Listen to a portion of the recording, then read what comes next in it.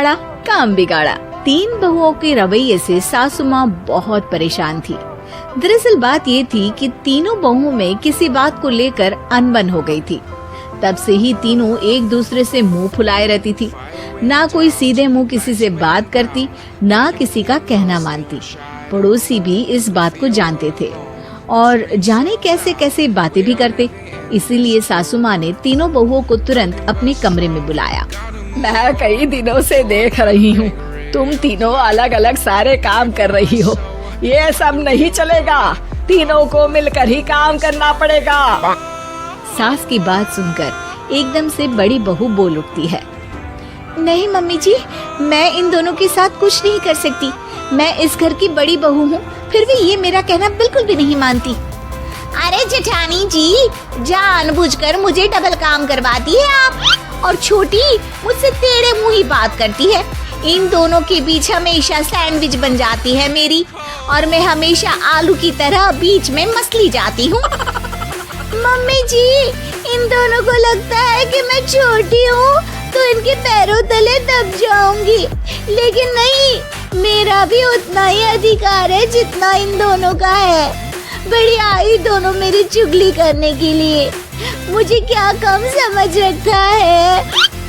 तीनों बहू एक दूसरे से बहस करने लगती है और सास दोबारा ये देखकर टेंशन में आ जाती है और सबसे कहती है, चुप हो जाओ, अब से तुम तीनों सारे काम एक साथ करोगी।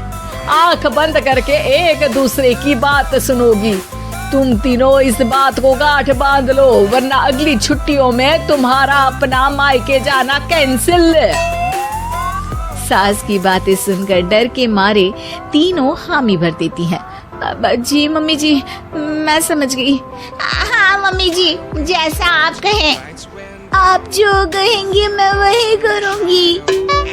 तीनों बहू सास की बात को गांठ बांध लेती है और वादा करती है कि अब से सारे काम वो तीनों एक साथ मिलकर ही करेंगी।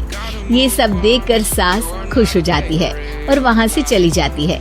नीचे जाकर वो देखती है कि घर में शर्मा जी आए हुए होते हैं। सास जोर से आवाज लगाकर कहती है, अरे बहू, जरा चाय बनाकर तो लाना, शर्मा जी आए हैं। सास की बात सुनकर तीनों बहू तुरंत किचन की ओर भागती है और चाय बनाना शुरू कर देती है। मुझे तो एकदम मसाले वाली कड़क चाय पसंद है, तो हम शर्मा जी के लिए मसाले वाली चाय ही बनाएंगे। अरे नहीं दीदी, गर्मी के मौसम में मसाला चाय कौन पीता है? मैं तो शर्मा जी के लिए इलायची वाली चाय ही बनाऊंगी। ये कैसी बात कर रही हैं आप दोनों? मेरी मम्मी ने सिखाया है कि मेहमान को ज्यादा दूध और शक्कर वाली चाय देनी चाहिए, वरना वो घर वालों को कंजूस समझते हैं। तो मैं तो शर्मा जी को ऐसी ही चाय दूंगी। तीनों बहुएं अपने अपने तरीके से चाय में शक्कर, मसाला, पत्ती सब डाल देती है। उबलने के बाद तीनों मिलकर चाय बाहर लेकर जाती है और शर्मा जी और सासू माँ को देती हैं। चाय पीने के बाद शर्मा जी सासू माँ को देखकर शर्मा जाते हैं और शर्मिंदा महसूस करते हैं कि आखिर उन्होंने चाय पीने के लिए हामी क्यों भरी। सासू माँ भी चाय पीना शुरू करती है और कहती हैं, अरे बहू, ये कैसी चाय बनाई है? चाय है या मीठे दूध की बासुंदी? हाँ, चाय अच्छी नहीं लगी क्या? कोई बात नहीं, हम पराठा बनाकर लाते हैं। चलो चलो अंदर। हाँ हाँ चलो, हाँ आती हूँ मैं भी। नहीं नहीं, मेरा पेट चाय ने ही चौपट कर दिया, वही काफी है। पराठे से पोपट नहीं करवाना, मैं तो चलता हूँ। शर्मा जी चुपचाप पतली गली से निकल जाते हैं। अगले दिन सास बहुओं से कहती है, अरे बहू, जाओ जाके ऊपर के गेस्ट हाउस की सफाई कर दो। कल हमारे यहाँ मेरे दूर के रिश्तेदार आने वाले हैं, तो पूरे कमरे को चमका देना, समझी? तीनों बहू सास की बात को मानकर ऊपर सफाई करने चली जाती हैं और तीनों कमरे की सफाई चालू कर देती है। बड़ी बहू मकड़ी के जाले साफ करती है, तो बीच वाली झाड़ू लगाना और छोटी वाली सर्फ डालकर जमीन धोना शुरू कर देती है। अरे दीदी, जेठानी जी, अभी मैंने पूरी फर्श धोई और आप फिर से धूल नीचे गिरा रही हैं। और मछली जेठानी जी, आप बिना झाड़ू की धूल यहाँ छटक रही हैं। अरे तीनों को साफ करना है, एक साथ सफाई करते हैं ना। अरे वही तो, हम साथ साथ हैं, घर साफ साफ है। तीनों बहू ऐसे ही काम में उलझ जाती है और 2 घंटे तक एक ही कमरे की सफाई करती रहती है। बहुत देर से अपनी बहुओं को ना देखने के कारण सास ऊपर कमरे में उन्हें देखने जाती है, लेकिन कमरे में घुसते ही वो गीली फर्श पर फिसलने के कारण नीचे गिर जाती है।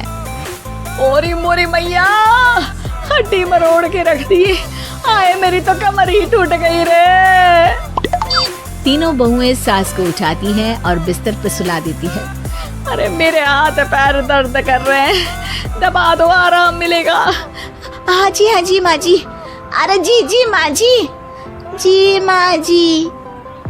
और तीनों बहुएं एक साथ सास के हाथ को दबाना शुरू कर देती हैं।